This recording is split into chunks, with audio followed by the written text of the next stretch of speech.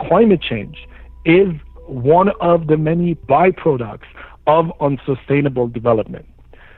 Climate change is one product: deforestation, water bankruptcy, desertification, dust storms, air pollution. All of these problems have come with unsustainable development. So it's a mystery for me why we have singled out climate change as the problem, and we are pushing for that.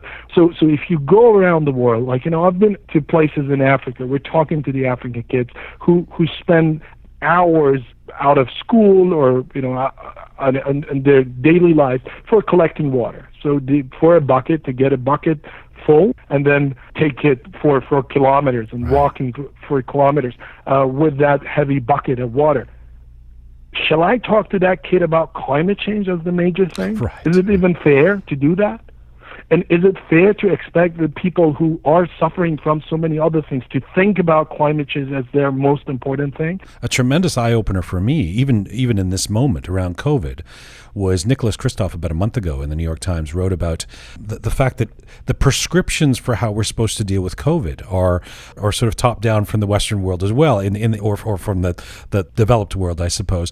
The idea that you have to wash your hands for 20 seconds constantly throughout the day. He pointed out that there's billions of people in the world who don't actually have the facilities to wash their hands in their own homes. So the prescription can't even work for those people, even if they were to want to be diligent about it, right? And remember, this is not the mistake that would say, some ignorant people who have not traveled the world would make. Back then, the UN Secretary General even made a video of washing hands, and he got blamed for the same thing. And that person, you expect him to know this, right? To know that there are billions of people who don't have access to tap water and proper sanitation, and they don't even have shelters. You say, stay home. Okay, I stay at home. Which home? How many, this small place that we are in, this slum? Do you mean, we don't have so many rooms to separate ourselves from each other.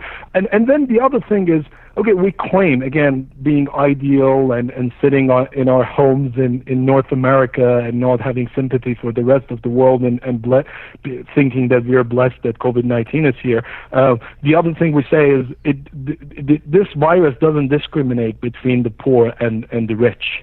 That's a joke. Environmental problems also discriminate between the poor and the rich.